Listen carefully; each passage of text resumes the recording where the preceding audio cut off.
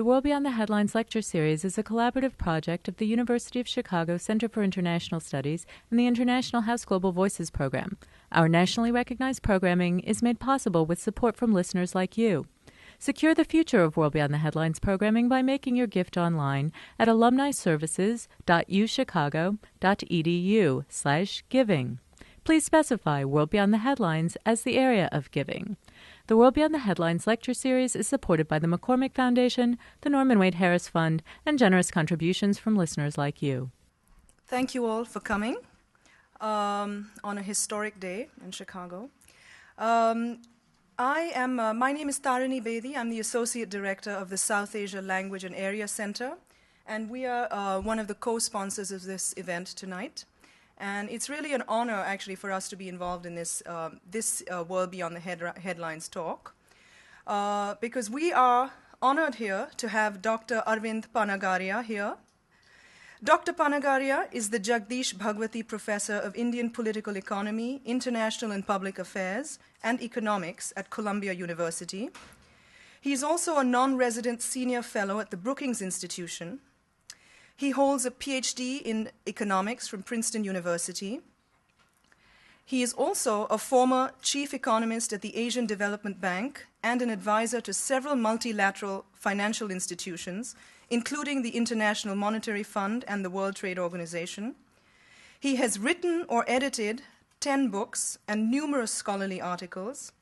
He also writes a monthly column in the Economic Times, which really is India's top financial daily.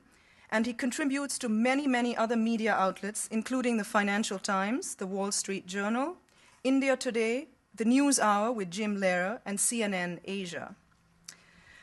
Dr. Panagariya is currently an editor of the India Policy Forum, which is a journal modeled on the Brookings Papers on economic activity and jointly published by the Brookings Institution in Washington, D.C., and the National Council on Applied Economic Research in New Delhi. His latest book, the themes on which he will be talking about today, India, the Emerging Giant, was published in March of 2008 by the Oxford University Press in New York, and is really a remarkable analysis of the history of the economic development of independent India.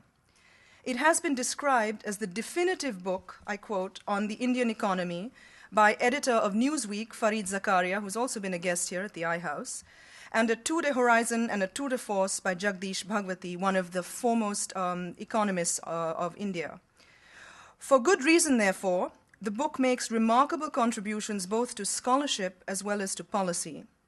I'm sure that it will also generate much discussion here tonight.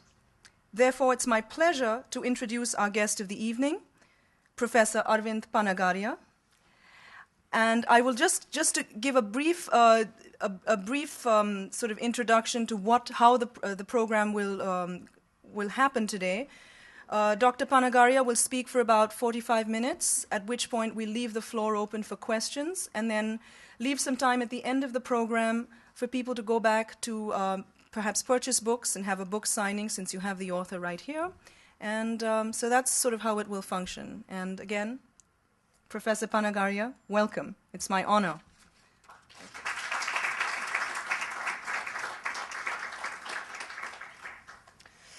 Thank you very much, Tarini, for this very generous introduction.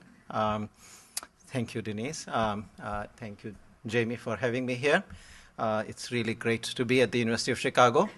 University of Chicago was one of the 3 schools that had accepted me when I was applying for PhD in economics some 35 years ago. Only that I got fellowship only from Princeton, so in those days you really couldn't come to the US unless you actually had a fellowship, so I came to Princeton. But it really is great for me to be here today. Also, I think, Tarini said it's a historic day, and it really is also both Columbia and Chicago connection here, since President-elect Obama is also a graduate of Columbia University. So, again, very pleased to be here on this very important day. What I would do is give you a little introduction to the book, but rather than kind of describe the book, I'd pick up certain themes and go with those. Now, Professor Rosen is here, of course, so he has worked, he is a stalwart of a scholar who has worked on India. But, when I came actually to the US in 1974 to my PhD, actually interest in India was really very much nearly kind of absent. I mean, it had been very vibrant in 50s and maybe, parts of 60s. But by the time I got here, it's not too much interest. And as a result, I had actually hoped that I would write. Professor John Lewis actually was at Princeton at the time, and he probably was behind my fellowship. And I thought I'll write on India, but very quickly I found out that any thesis I did at that time on India would be on a huge discount. So I kind of turned to trade theory, and as a result became an international trade economist. But now India is back on the map, back on everybody's radar. And so it really is nice to be able to kind of get back to what I actually had planned to do long ago. Now, even 20 years ago, the way Indian economy looked, actually, everybody was very pessimistic, and we used to joke that the economists, who work on India are of two types, the optimist and the pessimist. And the pessimist takes the view that, there's so much wrong with India, I can't think it getting any worse. And the optimist says that, no, but I can. That has now kind of changed. That has now changed. The debate in India, and this is something I'll focus on in a minute, but in the last 5 years, 5 financial years of India, which goes from April 1st to March 31st, the country has been growing at 9% per year. There is some bit of slowdown because of the crisis, which is feeding into the Indian economy as much as into any of the other world economies as well. But the debate, nevertheless, now has shifted to the pessimists saying that, look, perhaps the growth rate would not sustain to 9%, and maybe, and in the current crisis, it might drop as far down as 6%, and maybe on a longer-term basis, it will sustain at only 7.5%. Optimists saying that, well, if you continue with the reforms, you can push it to 11 or 12%. To put my cards on the table right up front, I sort of consider myself among the optimists, and I take the view actually that with some key reforms, India could actually move on to an even higher growth path. Although I think that in the very immediate future, meaning the current fiscal year, the growth rate probably will drop down to about 7% or so. But let me kind of, we can come in the question answer session if you want to talk about the implications, how I see the current crisis impacting India. But let me take the more longer term view. This book starts about 1950 and brings you to about 2005, 2006. So about 55 or 56 years of economic developments. The first part of it deals with growth. Then there is a second part which deals with poverty and inequality. And then I go to macro in third part. Fourth and fifth parts are micro. Fourth, mainly focusing on in various sectors in industry, trade, services, agriculture. And last part is really, micro in the sense of government, so tax reform, civil service reforms, infrastructure, and then social services, education, and health. So it really tries to take, full view of and in particular focuses. So the first part, having completed the growth story in about 6 separate chapters, then the rest of the book really comes to focus on the last 20 years principally, covering through what big changes have happened and how things look in various areas. Now, I'll first tell you a little bit about where the Indian economy currently stands. So the last 5 years, the economy has been growing at about 9% per year. If you take a little longer term view from late 1980s, 1988, let's say, to 2007-8, during that period, growth has been about 6.5%. So on a steady basis, the economy has been growing at a solid rate of growth. There is another way, actually, I'd like to kind of to be provocative to say by saying that, look, this growth rate of 9% is actually in terms of the real rupees. So once you correct for inflation and all, that's the real rupee growth rate. But during these 5 years, actually, rupee also appreciated about 6% a year. And if you factor that in real dollars, growth rate has been almost 15%.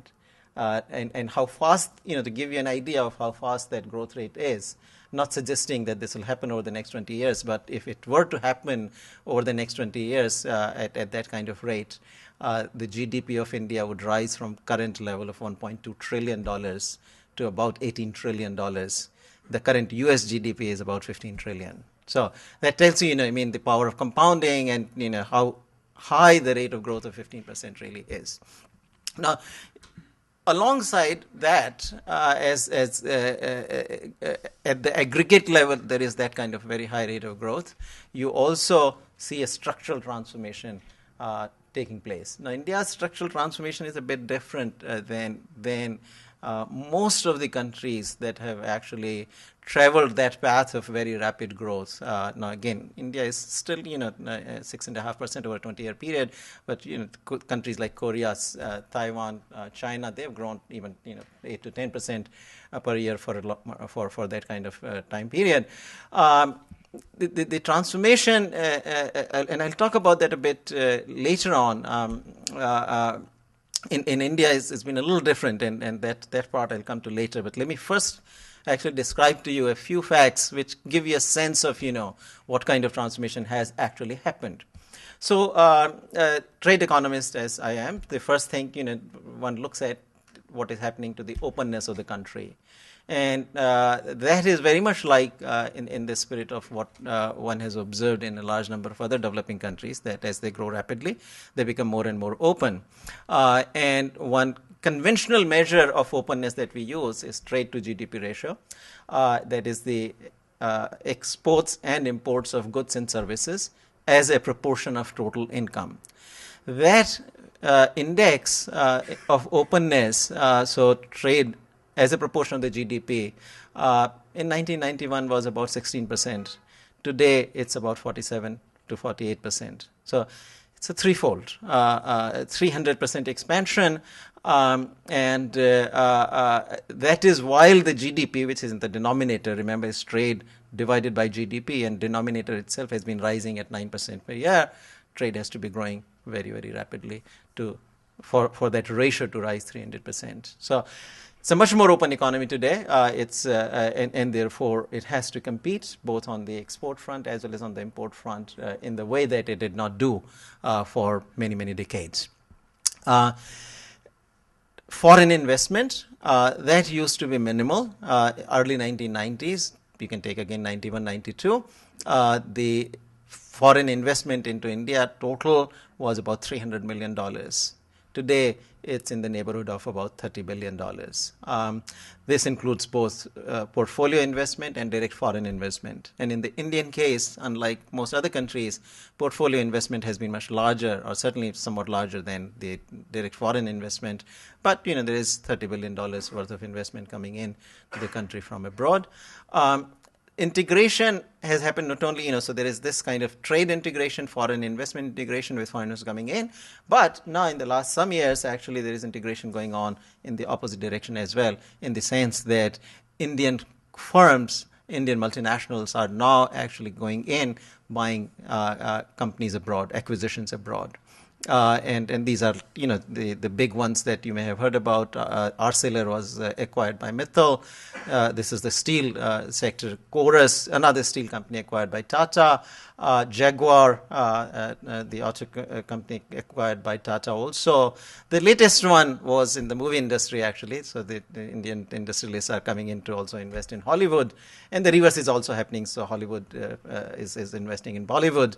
But the latest one was an investment of about $1.2 billion by Reliance Corporation in DreamWorks, Steven Spielberg's company.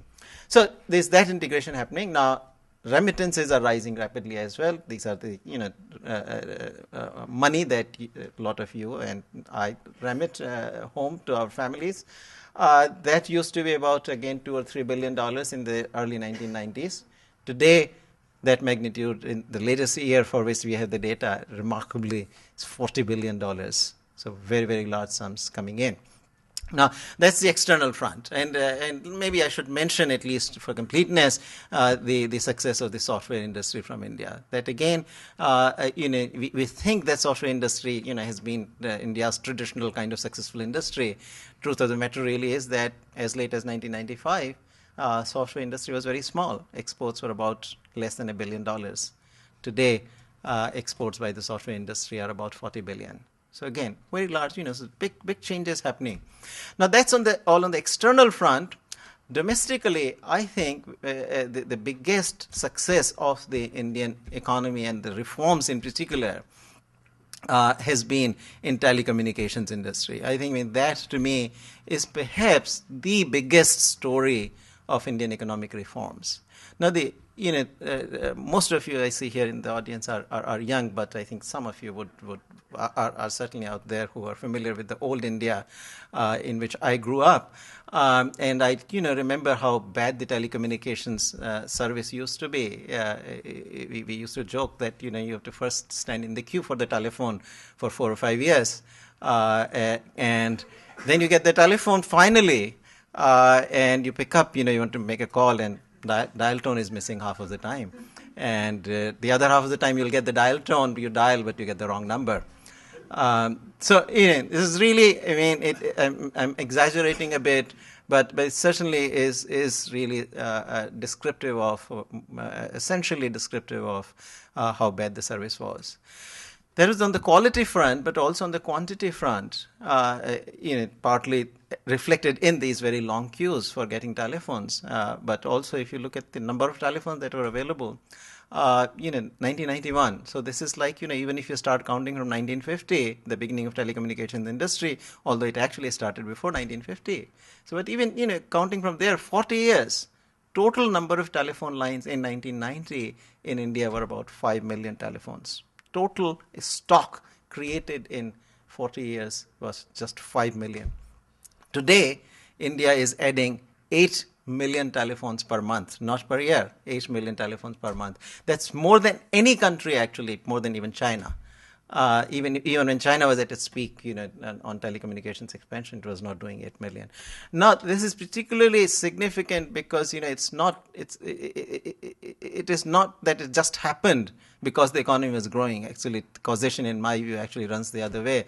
It happened because of the reforms. Some major reforms got done, actually, in the late 1990s and early 2000s, which really opened up this sector in a big way to the private firms. Entry had happened a little earlier, but a lot of barriers remained, actually. But the reforms in the late 1990s, early 2000s really opened the door much wider, and that really is what kicked off this big, huge expansion. Even as late as 1998, it's only 10 years ago, the tele density, the number of telephones per thousand in India, was about a little below 3, 2.8.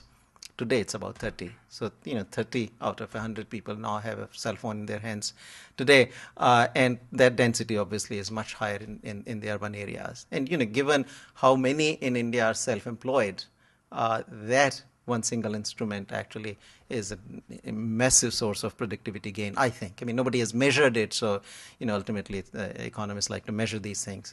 But once they get down to, I suspect that this would turn out to be a major contributor. Just a couple more facts. Automobile, again, those of you who have been in India in the 80s know that, India was selling the antiquated and antique Ambassador and Fiat cars. You could buy it new, of course, in 1980s, but the model was actually the 1950s model.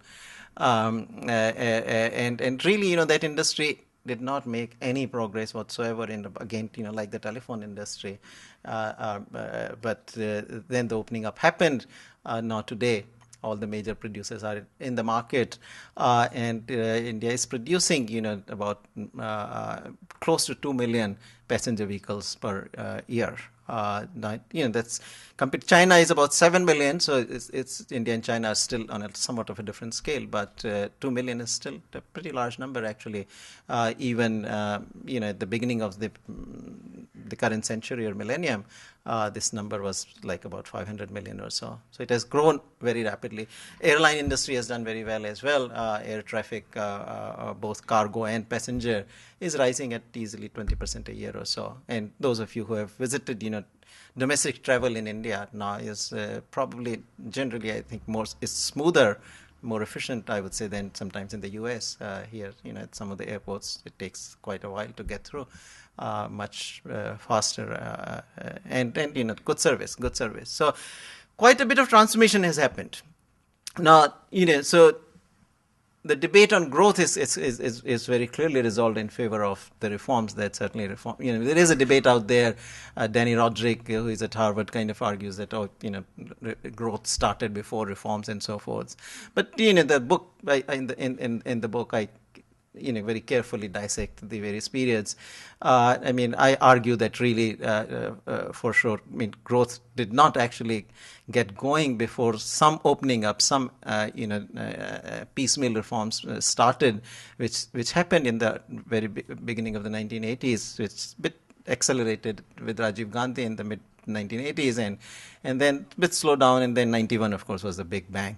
And systematically then reforms began to happen. So it's not as though reforms didn't happen, but also I think, if the big systematic and systemic reforms of the 1990s had not happened, that growth would not have been sustained. Even if one kind of accepts the view, which I personally certainly reject, that growth was triggered by something other than the reforms, it could not have been sustained unless these very systematic reforms had happened from the 1990s onwards. I'll come to that. In a sense, of the growth debate essentially is resolved in favor of the reforms having actually been behind it. That immediately kind of invites the question, well, fine, so growth has happened, but what has it done for the poor? So there's a big debate, actually. Angus Deaton at Princeton calls it the Great Indian Poverty Debate. So there's been a big debate on numbers, how much poverty was reduced, and did the poverty reduction slow down in the 90s versus 1980s and so forth. But in the end, I think there's a lot of problems with the sample surveys, particularly the one that was done, and the big one that was done in 1999, 2000. But since then, the next big one has come out in 2004-05, and now there is general agreement that certainly a significant amount of poverty reduction has happened. Now, this is again, the numbers are arguable because it does depend exactly how you calculate these numbers, but there is not a whole lot of disagreement now on the broad fact that a significant reduction in poverty has actually happened. I'll give you the figure to give you a sense, what is the actual level of poverty depends on where you draw the poverty line. What do you regard as being poor? So the poverty line in India is a very low poverty line. It's, basically it's the kind of income that would be barely enough for you to survive. But taking that poverty line as given, the official figures, according to the official figures, the proportion of population that was living below the poverty line in mid-1980s was about 46%. In the latest sample survey, 2004-05, it comes out about 27%. So you do have a very large reduction in poverty. Now, if you draw poverty line differently, obviously these absolute figures will change, but very likely a significant reduction in the figure nevertheless will still be there. So that has happened. That then has in turn kind of triggered another debate, which is a debate on inequality. So then the reforms and the growth that has happened has increased inequality. Now, I'll not say a whole lot about it here right now. There is a whole chapter on inequality that the book has. I take a kind of not a particularly alarmist kind of view on inequality. Number one, actually, if you look at the data, if you take the conventional measures like the Gini coefficient, which economists typically use to measure inequality, that has not moved a whole lot in India. Mid-1980s to 2004-5 again, if you take this, maybe there's a 3% increase in the Gini coefficient. So it's not, it's not a significant rise. And this is consistent with a large number of other countries where Gini coefficient does move very slowly. What has happened, however, is that the regional inequality has gone up very dramatically. One indicator can be the income, per capita income in the richest state versus the per capita income in the poorest state. If you look at that gap, that has clearly grown very substantially. Also, urban-rural inequality has risen very substantially. Again, I argue that I would not lose too much sleep over the inequality as such. Where I would lose sleep is poverty, and I would rather actually focus the efforts of the policies on combating poverty. And in a way, if one really focused on poverty, a large component of the inequality will actually be taken care of. Because where are the poor? The poor are in the massive state of Uttar Pradesh, a state of 165 million people and very large poverty ratio, Bihar, Orissa. So if you really focused on actually the states which have massive large numbers of poor, in concentrating your anti-poverty programs at that, targeting anti-poverty programs at those states, then in effect actually these are also states with relatively low per capita incomes. These are the states at the bottom of the state income distribution, by state per capita income distribution. So if you really try to fight poverty, you will also fight inequality automatically. There is a set of other arguments I make there actually based on India's own experience, which in the 60s and 70s, about which I'll talk in a minute, that when you focus your policies too much to inequality, often you end up targeting the creation of wealth. In the end, when you target the poor, you are trying to bring up the standards of those who are at the bottom. But when you say that, oh, I want to cut inequality, certainly that's how India did actually massive concern about this kind of so-called concentration of wealth, which led to the adoption of policies in the end that actually choked off wealth creation entirely in the 60s and 70s. And I'll come to that. So that's one of the concerns I actually have, that look, if you focus too much on inequality, a very likely victim of that will be those who are actually creating wealth for you and therefore helping combat poverty. Okay. Now, in the rest of it, I'll tell you why I think this growth process is likely to sustain. And then I want to turn back a bit, what went wrong in the 60s and 70s. And then I'll conclude with maybe a bit on what are the challenges that India still faces, the big challenge India faces today. And if there is time, then I'll talk briefly about what India's experience offers to the other countries, what lessons can we glean from it. So why I think this growth process will sustain itself. There are 3 or 4 factors. One of the things is that the initial conditions are now very different. There's considerable liberalization has happened, both domestically and externally. So in a sense, the technological changes that happen now in the world economy anywhere out there, India is much better positioned to actually take advantage of those. Entrepreneurs are now have their space in which they can operate, which they did not have actually for a very long period of time. And in a way, I count a lot on India's entrepreneurs, which I think are absolutely top class. I mean, if you think about it, the kind of policies in which they operated in the 60s and 70s and still managed to deliver 4%, 3 to 4% growth, that itself, testifies to their resilience and the ability to actually deliver. And now that, a lot of those restrictions are pretty much gone, they have a much greater play. Nani Palkiwala was a lawyer in India, very famous one. He used to say, that, this was around in the 1980s, that India's entrepreneurs are absolutely top class, and it's not really easy to stop them from succeeding. But by God, our bureaucrats have got that talent. I that they can really keep them down. But that hand of the bureaucrat has now been lifted off. So I think the chances are that that talent is going to have its full play. But in addition, so this is from the efficiency point of view, productivity, right? I mean, in the end, growth depends on how fast the productivity is growing, and so for productivity to grow, there is now good reasons why we should feel optimistic. Then it also depends on how rapidly your factors of production, the inputs grow.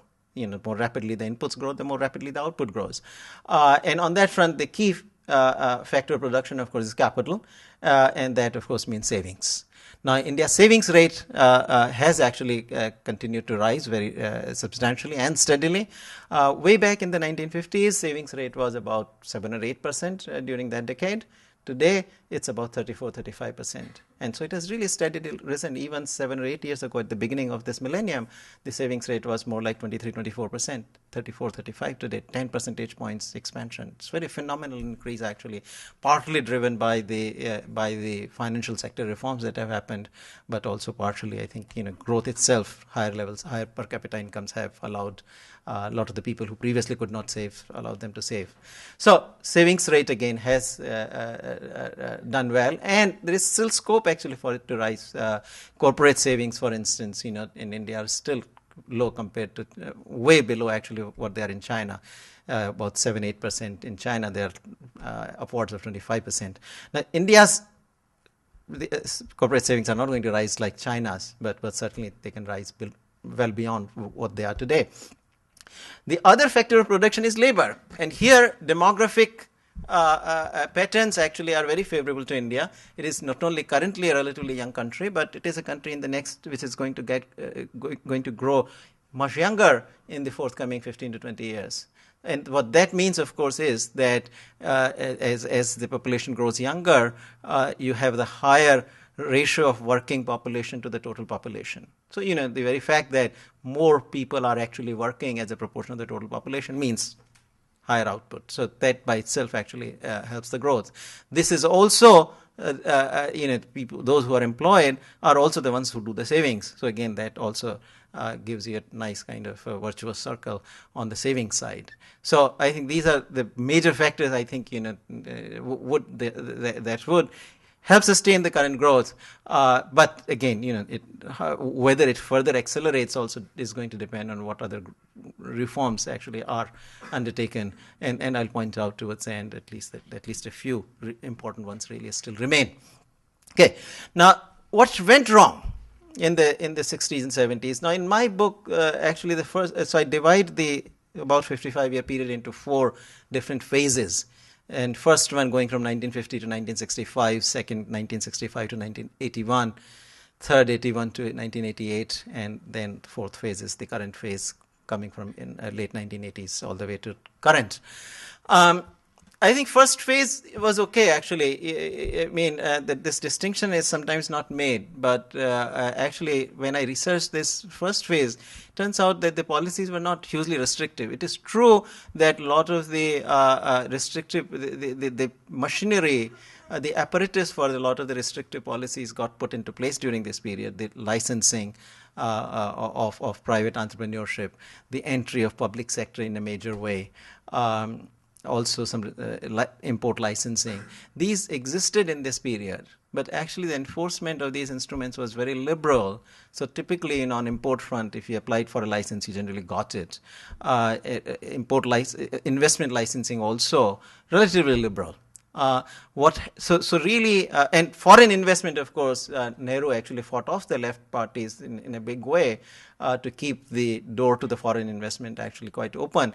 He, in fact, opened it a bit wider through a set of reforms in the late 50s, early 60s. So, this is relatively, in spite of the fact that a lot of the machinery for the restrictions was put in place during Nehru's period, the period itself actually was, particularly 1950s, was relatively liberal. Then began to tighten up in the early 1960s. And then when Mrs. Gandhi came to the helm in 1966, it took her a couple of years to consolidate her position. Once she had done that, she really moved very far to the left. I mean, and this was very conscious, and for Mrs. Gandhi particularly, whereas, for Nehru, I think, economics and politics were separate. It was economic vision that actually led him to the kind of state-driven development model. For Mrs. Gandhi, in a way, politics was really supreme. So in a way, economics was driven by the political considerations, and she used some of these things to basically fight off some of her rivals within the Congress party first, and then actually to gain popularity with the populace. And during this process, I think, large number of restrictions got put in place. And I'll very quickly tell you about 2 or 3 major ones which really stifled basically the entrepreneurship in India. So starting 1969, one of the changes that Mrs. Gandhi made was she created this list of small-scale industries. Now, what this list was, that any product that got placed on this list, the small-scale industries list, could henceforth be produced only by enterprises which had an investment in assets of about less than $100,000. The limit was in rupees, but translation is about approximately $100,000. So it's not large, it's a small, very tiny enterprises really. So large number of the labor-intensive products, things like apparel, toys, all kinds of household consumer goods, soaps, cutlery, umbrellas, you name it, any products that China massively exported to the United States in the 1980s and 1990s, or before that Korea did, or Taiwan did to the US, or even before that Japan did. Most of those items ended up on the small scale industries reservation list. So what happened as a result, of course, is that one, these guys were not going to actually export. They're not going to compete in the world markets. When you're that tiny, basically you're looking at the market, at most within 100 miles of your radius where you are. So what were the, for a country which is labor abundant, large population, large workforce, large unskilled labor force, what you did was, you basically condemned those to producing for the domestic market alone. So not only that happened, the quality suffered as well. And I'll speak to that in a minute. Now, simultaneously, this was also where Mrs. Gandhi had this vision of Garibi Hatao, removal of poverty. We got to get rid of poverty. And as a part of that was this whole slogan of concentration of wealth, that the wealthy are getting wealthier. And so what she did was, there was a legislation put in place called Monopolies Restrictive Trade Practices Act, under which any firm or business house that had in assets in 1969, $27 million or more would be characterized as a large firm or a big business house. Once you got the label of a big business house, what it meant was that you were restricted to invest in 19 core sectors only. And these core sectors were highly capital-intensive sectors, things like steel, machinery, very highly capital-intensive sectors. So what you do is you take your most successful entrepreneurs, right? Obviously, anybody who grew to that size was one of your most successful entrepreneurs. These are your largest firms. So, you come in and tell them that, okay, henceforth you can invest only in these 19 sectors, nowhere else.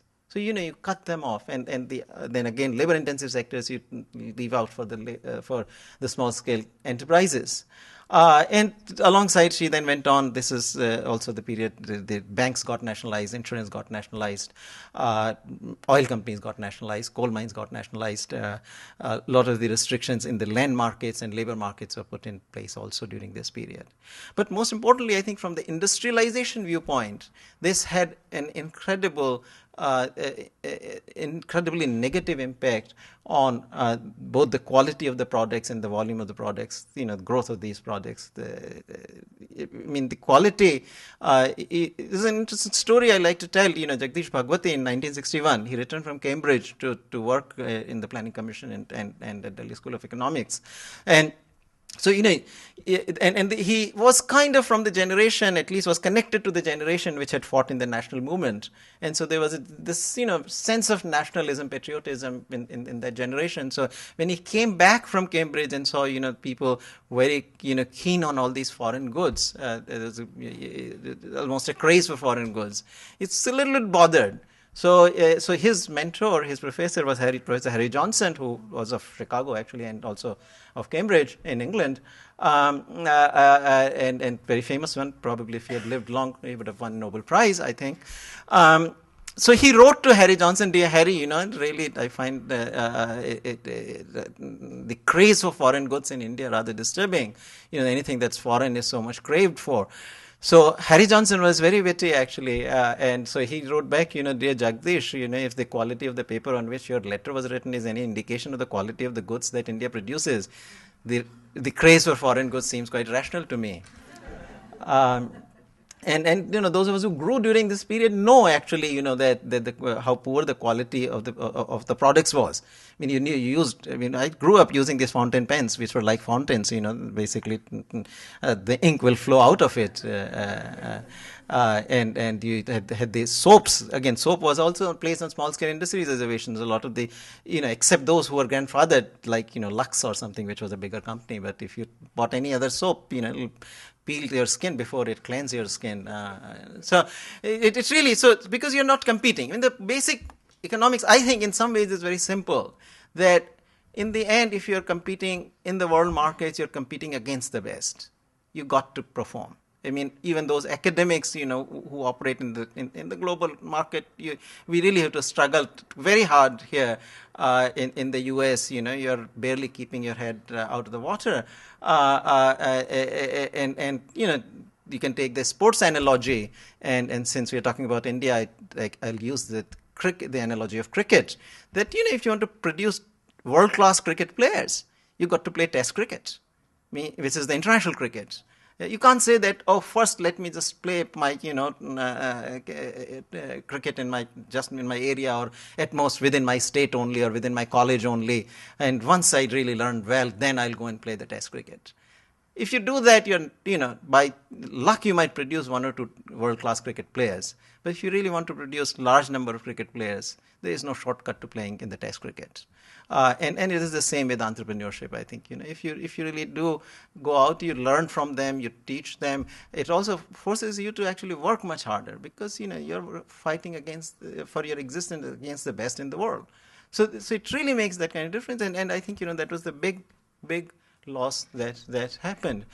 So in any case, by late 1970s, it began to be seen that this process was not working very well. I think even in the end, in 1980, Mrs. Gandhi returned. Actually, there was this period in the second half of the 1970s of emergency, and then she called elections and lost that. But then she came back in 1980, and even then, actually, Mrs. Gandhi was a changed person. She felt that the system was not working very well, but still. Nobody during this period, the entire 1980s, wanted to admit that the whole structure needed replacing. The whole structure had been mistaken. So what they did during the 1980s mainly was to, within the existing framework, you tried to deregulate as much as you could.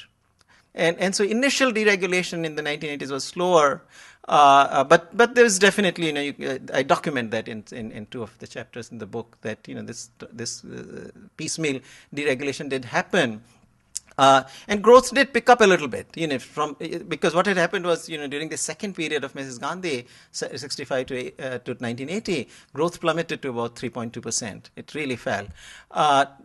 In the large part of the 80s, we picked back up of about 4.8%. So, whatever had been achieved in the 1950s, which was 4% or so, was recovered back.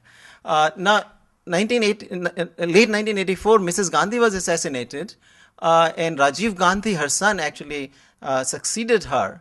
Rajiv Gandhi was a much younger person, so he was young, and he had also lived abroad a substantial part of his life in England.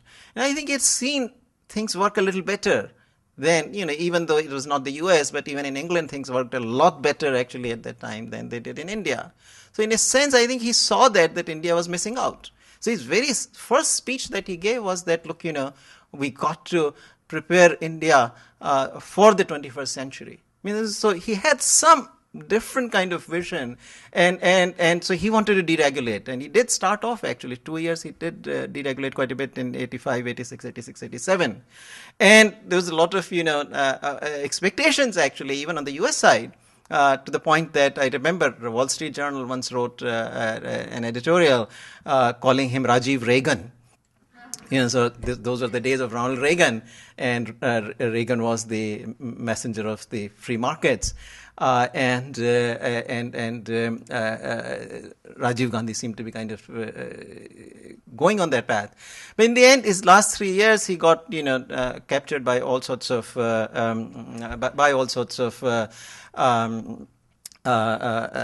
scandals. Was one Bofors scandal, famous one involving the purchase of the Swedish guns called Bofors, and he also sent his army to fight the Tamil guerrillas in Sri Lanka, where the army got beat up badly and all. So he got really sidetracked in the end, and the whole process really never, in a systematic way, took off. 1989, he lost the election. A couple of coalition governments came in which wanted to make changes, but couldn't really actually. And by 1991, there was a macroeconomic crisis. This was largely driven by a huge amount of external debt that India had created. There were large fiscal deficits in the budgets, and by financed by borrowing abroad, which in the end resulted in very large interest payments on those loans, which India couldn't actually fully make good on. And in the end, June 1991, there was a macroeconomic crisis, balance of payments crisis, that coincided with Rajiv Gandhi being assassinated. Also, Narasimhan Rao came as the prime minister, and lo and behold, even though he was much older actually, he was a different kind of prime minister. He decided that the whole system needed changing. So he brought in at that time Manmohan Singh as his prime minister, as his finance minister, and systematically began to reform. And so that's the period, and that process still has been a bit of a stop-go. There have been periods when a lot of reforms happened. First 3 years of Narasimhan Rao, about 5 years or 6 years of Vajpayee government, large, massive reforms actually. Then again, the present government, again, there is very substantial slowdown. So, but nevertheless, I personally think that the reforms that happened in the Vajpayee era, from about 1998 to 2004, 2003, I think played a pivotal role in India actually picking up to accelerating from what was 6% growth to about 9% now. Let me just take 3 more minutes and conclude by saying, what I think is the big challenge India still faces. I think India's big challenge, growth, I think, if it sustains 8 or 9%, that's not bad. So growth challenge in some sense is lesser of a challenge. The bigger challenge India faces is that even today, about 55 to 60% of India's workforce is in agriculture. Agriculture, taken by itself only, if you take out fisheries and forestry, contributes only 15 or 16% of the total income. So here you got about 3/5 of the population on about 1/6 of the income living. So the living standards for a large number of the population are very low. How do you get out of that trap? The general model that you see in terms of the experiences of way back of the United States or all the other developed countries, but also of the developing countries like Korea, China, Brazil, etc., is that when growth happens rapidly, industry grows most rapidly. So, if the economy is growing at 8%, industry grows 12, 13, 14%. And so it really pulls in a lot of the workforce from farms into gainful employment. And typically industry pays better wages. In India, this process has not worked. Apparently, the industry has never grown very rapidly. Industry grows about at the same rate as the GDP. So if you look at the share of manufacturing in India since 1991 till today, it has been about 17%. It just has not moved. You can take industry more widely, 26, 27%. That is the big kind of failure of the growth process itself. It also means that poverty reduction would have been much larger than it has been had industry actually led the growth process. In India, it is the services that are growing much more rapidly. Now, even in services, if these were like, these high-tech services principally, then that would be okay. But, high-tech services, financial services, telecommunications, they employ very few workers, probably no more than 3 or 4% of the workforce. So the bulk of the workforce that's, even if it leaves agriculture, goes to services, which are informal sector services, which are probably not very well paid. They're probably better paid than in agriculture, and certainly given the fact that poverty has come down significantly, surely the wages that these people are earning, even in informal sector services, are probably a little better, but that's not going to really get you there. I mean, because the process still remains slow, even till today, the absolute number of workers on farms has been rising. So, even though proportionately they have declined because of the population growth, the absolute number of workers on the farms is still larger today than it was a year ago and larger than it was 2 years ago. So the land holdings have fragmented as well. The average farm size is about a hectare now in India. So it really is an issue. You cannot be growing at 9% with this massive population living on extremely low living standards. What India needs to do, there is a lot of reforms have happened which can help the industry. Small-scale industries reservation in particular is now gone. Investment licensing is gone. What still is very troubling is the labor markets in India. There is a law which says that if you have 100 workers or more, you cannot fire the workers, even if you go bankrupt. So with that kind of labor market labor laws, no firm is going to go and invest massively in what are labor-intensive industries. So you see, very large apparel firms in Dhaka, in Bangladesh. You see very large apparel firms in Sri Lanka. You don't see them in India. I mean, China, of course, is on a totally different scale, where apparel factories often employ thousands of workers under a single roof. In India, you get very small shops where a few tailors are working. So I think this labor law needs to be tackled, which the present government has refused to. We'll have to wait and see whether the next one does. And then the power sector, that's the other big one. There is the other infrastructure, transportation and all. I'm quite optimistic. That's a problem. I think India understands the solution. It can be done, and that will happen. I mean, I'm optimistic in 5 to 7 years, transportation infrastructure bottlenecks will be largely kind of relaxed. It is the power sector and labor market reforms, I think, are the two key reforms I would push for if I could, if I had my say on that. I think that will get the industry manufacturing going, labor-intensive manufacturing. I think that's what needs to get going, and that will then start pulling the workers out of agriculture much faster, and thereby also increase productivity in agriculture. Part of the problem in agriculture is that your worker to land ratio is not only high, but it's still continuing to rise.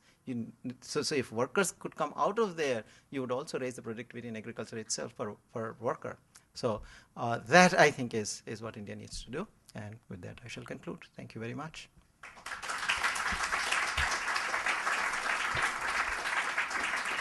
The World Beyond the Headlines lecture series is a collaborative project of the University of Chicago Center for International Studies and the International House Global Voices program. The World Beyond the Headlines series aims to bring scholars and journalists together to consider international news stories and how these stories are covered. As a listener, you have come to rely on this program for in-depth analysis of major issues facing our country and our world. But we can only continue our nationally recognized coverage with support from you. Secure the future of World Beyond the Headlines programming by making your gift online at alumniservices.uchicago.edu/giving. Please specify World Beyond the Headlines as the area of giving. The World Beyond the Headlines series is supported by the McCormick Foundation, the Norman Wade Harris Fund, and from generous contributions from listeners like you.